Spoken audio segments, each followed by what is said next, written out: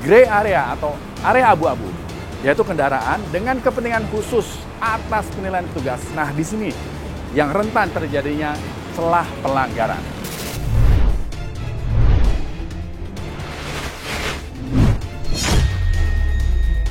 Banyak banget, setiap menit ada aja gitu. Apalagi kalau di jalan tol, lampunya kan bikin silo ya. Kadang ini spion belakang aja sampai saya tutup kalau saya mah. Para pejabatnya menganggap mereka yang dilayani, bukan melayani. Dan itulah yang kita alami selama ini. Di jalanan itu, mereka harus dilayani dari jabatan yang paling rendah sampai ke atas. Suasananya udah begitu.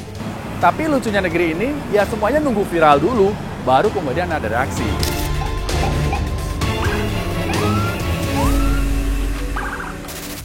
Awalan lagi, antrit, udah berapa? Fenomena patwal dengan sirine dan rotator akhirnya dipangkas setelah netizen ramai memprotes dengan tagar "Stop Totot Wuk Wuk". Sayangnya, aturan ini bukan lahir dari evaluasi serius soal ketertiban lalu lintas, tapi justru setelah jadi bahan candaan dan viral di media sosial. Seakan-akan negara baru melek ketika warganya sudah bikin meme dan trending topic. Padahal selama ini suara sirine yang bikin jalanan macet dan bikin orang biasa minggir ke pinggir sudah jelas-jelas jadi keluhan harian.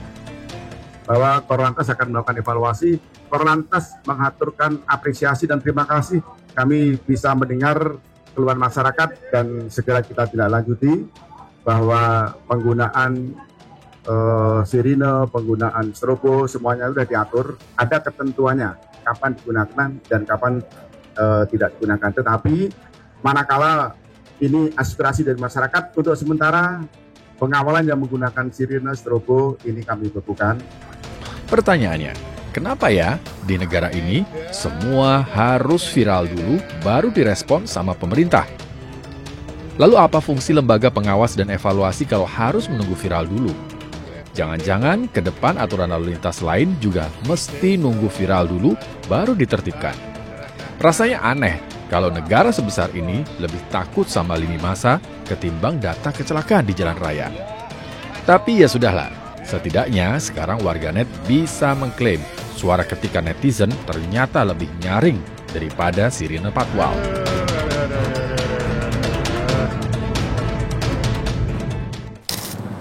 Kampanye Stop Totot Wuk Wuk di sosial media terbukti ampuh.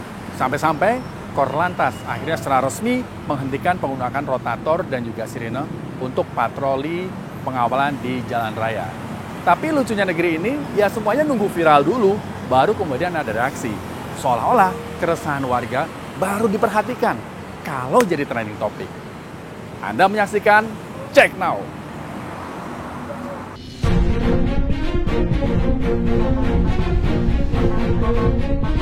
Jalan Sudirman jadi salah satu jalan poros penting di Jakarta. Pagi dan sore lalu lintasnya macet. Biasanya suara patwal meraung membelah jalan. Sore ini kita cek, masih ada atau enggak patwal-patwal yang arogan itu. Setelah menunggu lebih dari 1 jam, saya tidak mendapati adanya mobil pejabat, kendaraan pejabat, atau kendaraan lainnya yang mendapatkan pengawalan khusus. Ini artinya kebijakan atau himbauan dari Korlantas cukup efektif. Sehingga para pengendara lain di Jalan Sudirman ini, di tengah kemacetan ibu kota Jakarta, cukup mendapatkan hak yang sama. Mereka memiliki keadilan yang sama di jalan raya. Indonesia ini negara hukum, jadi soal berkendara pasti sudah ada aturannya, termasuk siapa-siapa saja yang boleh dapat prioritas patwal. Di Undang-Undang Nomor 22 Tahun 2009 tentang lalu lintas dan angkutan jalan, di pasal 134, di situ jelas disebutkan ada 7 kendaraan yang mendapat prioritas di jalan raya. Apa saja 7 kendaraan itu? Yang pertama, pemadam kebakaran. Yang kedua, ambulans. Yang ketiga, kendaraan yang mengangkut atau untuk pertolongan kecelakaan. Yang keempat, ketua lembaga negara. Dan yang kelima, pejabat negara asing atau lembaga internasional yang menjadi tamu negara. Yang keenam, iring-iringan jenazah. Nah, yang ketujuh, ini cukup debatable. Gray area atau area abu-abu, yaitu kendaraan dengan kepentingan khusus atas penilaian petugas. Nah, di sini yang rentan terjadinya celah pelanggaran. Emang nih kalimat kendaraan dengan kepentingan khusus atas penilaian petugas bikin celah pelanggaran. Padahal semua yang berkendara di jalan juga punya kepentingan khusus.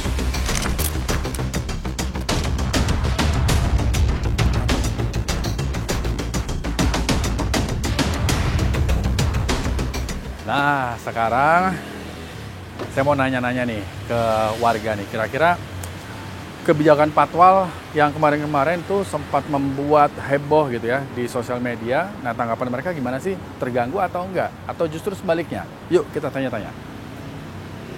Dengan abang siapa namanya, Bang? Chandra Dwi Putra. Oke, Bang Chandra. Patwal, sirine, dan rotator, itu yang paling mengganggu yang mana?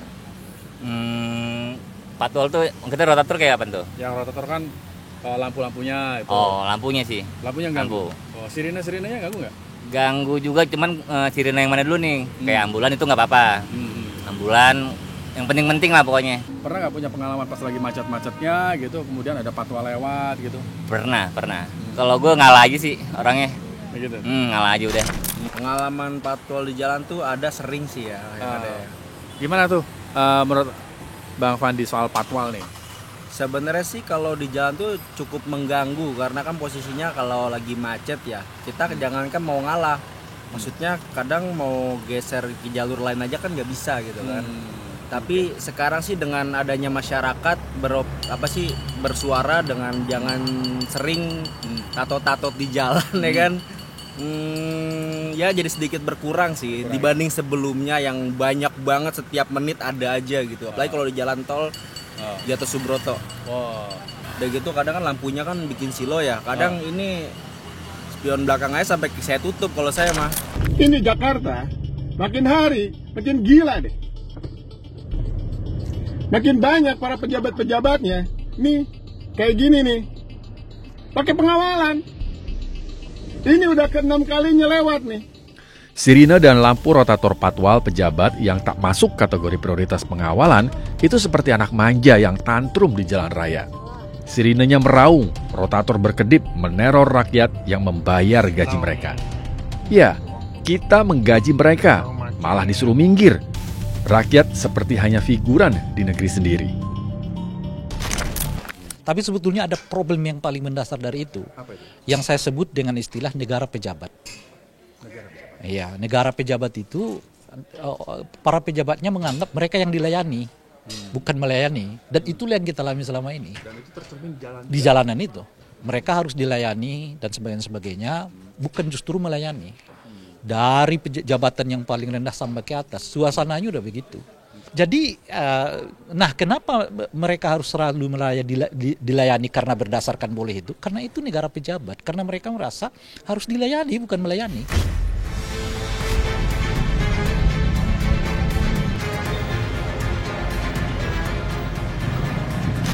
Sekarang saya sudah sama Pak Arief nih. Pak Arief, kalau menurut Pak Arief, patwal-patwal itu gimana Pak?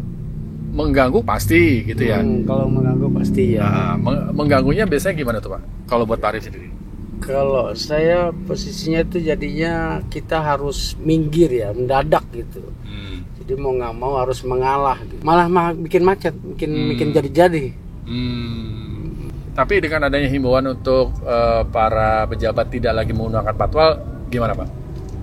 Sangat setuju Pak, sangat setuju sekali. Pakai patwal boleh, tapi tidak tidak pakai melakukan sirine, suara strobo gitu ya. Dut gitu, itu ganggu Pak. Kalau orang yang punya penyakit jantung ya kaget juga Pak. Pejabat semestinya memberi teladan di jalan raya, bukan justru meminta keistimewaan yang merampas hak publik. Patwal yang digunakan tanpa alasan mendesak hanya menggerus kepercayaan, karena jalan raya adalah ruang publik. Orang-orang gak penting yang terbiasa menggunakan patwal seharusnya belajar lagi soal keadilan, bukan malah pamer kuasa lewat sirine dan rotator patwal.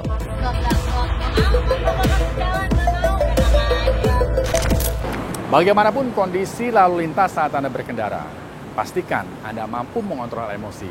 Dan yang gak kalah penting, keselamatan. Karena ujung dari sebuah perjalanan berkendara adalah keselamatan.